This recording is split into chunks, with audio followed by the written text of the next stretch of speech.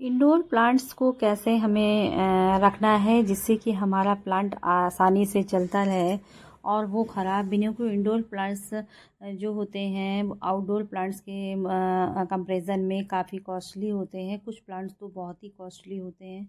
तो जब वो प्लांट्स हमारे हम उनकी देख रेख करते हैं लेकिन फिर भी वो हमारे मतलब जो है ख़राब हो जाते हैं, तो उनके क्या क्या रीज़न्स हो सकते हैं वो मैं इस वीडियो में आपके साथ शेयर करना चाहती हूँ।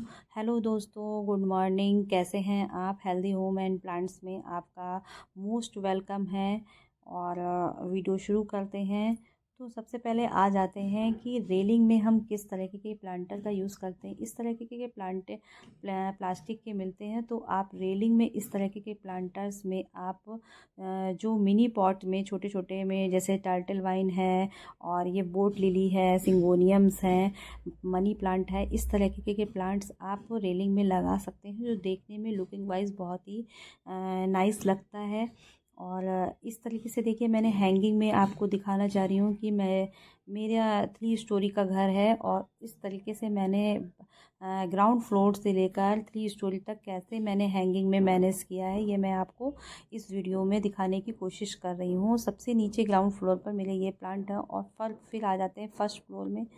फर्स्ट फ्लोर में मैंने इस तरीके से ये एसी के बगल में एक हुक लगाकर इसको मनी प्लांट को हैंग किया हुआ है। मनी प्लांट अब काफ़ी अच्छी ग्रोथ ले चुका है, लेकिन अब चूँकि नवंबर आ चुका है तो थोड़ी थोड़ी पत्तियां जो होती हैं इसकी जल्दी पीली होने लगी। हालांकि मैं बहुत ध्यान रखती हूँ कि उनको कब किस प्लांट्स को क्या क्या खाद देनी है, उसकी लोकेशन उसके हिसाब से चेंज करती रहती हूँ। जैसे भी गर्मियाँ आती हैं, ज़्यादा गर्मी बढ़ती है तो लोकेशन थोड़ी वैसी रखनी पड़ती है, कम गर्मी होती है तो लोकेशन तब भी चेंज करनी पड़ती है, और जाड़े आते हैं तब भी हमें लोकेशन चेंज करनी पड़ती है, क्योंकि धूप हमारे कम हिस्से में आती है, एक कॉर्नर में हल्की फुल्की धूप आती है, तो हमें सारे प्लांट्स को हफ्ते में, वीक में एक बार उठा के उस जगह पर रखना होता है। बहुत सारी रिक्वायरमेंट को वो मैं फॉलो करती हूँ। घर की बहुत सारी रिस्पॉन्सिबिलिटीज़ मेरे ऊपर हैं और उनको करते करते फिर मैं अपने गार्डन में आती हूँ और गार्डन का भी काफ़ी हद तक ख्याल रखती हूँ।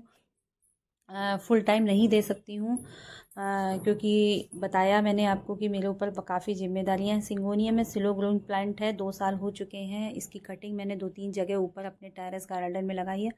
आज मैं इस वीडियो में सिर्फ अपना बालकनी गार्डन का आपको व्यू दिखा रही हूँ और ये बताने की कोशिश कर रही हूँ कि ये जो प्लांट्स होते हैं काफ़ी कॉस्टली होते हैं, तो इनको कैसे बचाया जा सकता है।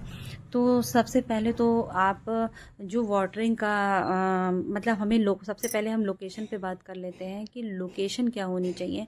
लोकेशन हमें हर प्लांट्स के हिसाब से, आउटडोर है तो कितना है, इंडोर है तो कितना है, सेमी शेड है या बिल्कुल भी धूप वाला नहीं है, ये गर्म हवा जो चलती है उसको भी सहन कर सकता है, नहीं सहन कर सकता है, क्योंकि कभी कभी हमारी बालकनी में धूप तो नहीं आती है लेकिन गर्म हवा जो गर्मियों की होती है उससे भी काफ़ी प्लांट्स हमारे ख़राब हो जाते हैं। मतलब देखने में उनकी चमक नहीं रहती है, पत्तियां पीली पड़ जाती हैं। तो सबसे पहले तो हमें लोकेशन का ध्यान रखना है, क्योंकि इंडोर्स में भी कई वैरायटी होती है जो मतलब जो है हमें ये बताने की कोशिश करती है कि हमें प्लांट्स को कहाँ पे किस जगह पर कितनी देर रखना है, कितनी देर के लिए रखना है। मेरे प्लांट्स देखिए कितने हेल्दी और इसीलिए है मेरे हेल्दी, क्योंकि मैं काफ़ी मैंने इसकी नॉलेज लेने के बाद तब गार्डनिंग शुरू की थी, और अब मुझे गार्डनिंग के लिए कम से कम 4 से 5 ईयर्स हो चुके हैं। अच्छी खासी नॉलेज आ चुकी है, लेकिन कहते हैं सीखने की कोई उम्र नहीं होती है, और सीखना मुझे अभी भी है बहुत लोगों से, क्योंकि जो हमसे भी अच्छी गार्डनिंग करते हैं उनसे मैं बहुत सीख लेती हूँ। वो मेरे लिए मोटिवेशनल चीज़ें हैं, मुझे मोटिवेट करती हैं, क्योंकि मैं अभी भी बहुत सारे गार्डन के अच्छे अच्छे वीडियोस देखती हूँ, तभी मैं अपने आप को मतलब आगे जो है शेयर कर पाती हूँ आपको कि किस तरीके से आप अपने इंडोर प्लांट्स की केयर कर सकते हैं। तो आपने मेरे चैनल को फ्रेंड सब्सक्राइब किया है तो सब्सक्राइब कर दीजिए, क्योंकि सब्सक्राइब नहीं करते हैं तो एक वो रहता है सब्सक्राइब करने से, और नोटिफिकेशन बेल आइकन को दबा देंगे तो नोटिफिकेशन आपको सही से मिलता रहेगा समय पर, और उससे आप मतलब लाभ उठा सकते हैं मेरे वीडियो से कि किस तरीके से हमें इंडोर्स प्लांट्स की केयर करनी चाहिए। सेकंड नंबर पर आते हैं पानी। पानी हमेशा हमें आपने जो है गार्डन के जो गमले की जो सॉइल है उसको देख कर देना चाहिए कि अगर देखें गीली है मिट्टी तो पानी नहीं देना है, 2-3 दिन रुक जाए, 1 दिन रुक जाए, ये आपके ऊपर डिपेंड करता है कि किस तरह की मिट्टी बुरबुरी मिट्टी हो, तभी आप अपने इंडोर्स में गर्मी और सर्दी में पानी डालें।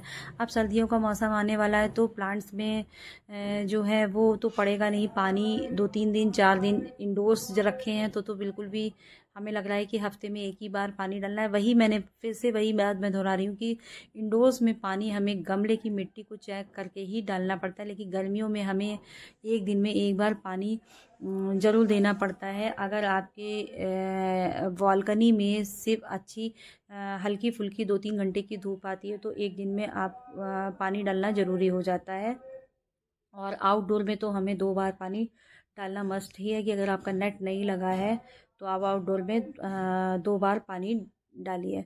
ये देखिए इस तरीके से मैंने बालकनी में मैंने ये डेकोर बाबा जी लगाए हैं, और एक बाबा जी के अंकल जी समझ लीजिए, जो भी समझ लीजिए। और ये देखिए मनी प्लांट कितनी खूबसूरत लग रहा है, छोटे से गमले में है, हल्की सी पेंटिंग कर दी थी और ये बटरफ्लाई लटका दी थी। आंटी जी हैं, देखिए कितनी सुंदर लग रही है। और बीच में मैंने इस तरह के प्लांटर लाई थी नर्सरी से, तो उस पर हैंग कर दिया। कुछ समय बाद मैं कुछ कुछ चेंज करती रहती हूँ अपनी बालकनी में मैं बस इतना ही प्लांट्स रखे हैं मैंने। ये हैंगिंग कर रखा है मनी प्लांट, बहुत अच्छी ग्रोथ है, बाहर से देखने पे बहुत अच्छा लगता है, और मेरे गार्डन की बहुत लोग बहुत तारीफ़ करते हैं कि बाहर से देखने में बहुत अच्छा लगता है। फ्रेंड्स, मेरे साथ ये समस्या है कि मेरी 2 बालकनी है और एक गार्डन है टेरेस में, तो वहाँ पे मेरे कम से कम 50-60 पेड़ इंडोर्स के हैं, और बाकी सब आउटडोर हैं, 250 पेड़ आउटडोर हैं। तो मेरा सारा समय वहीं व्यतीत होता है।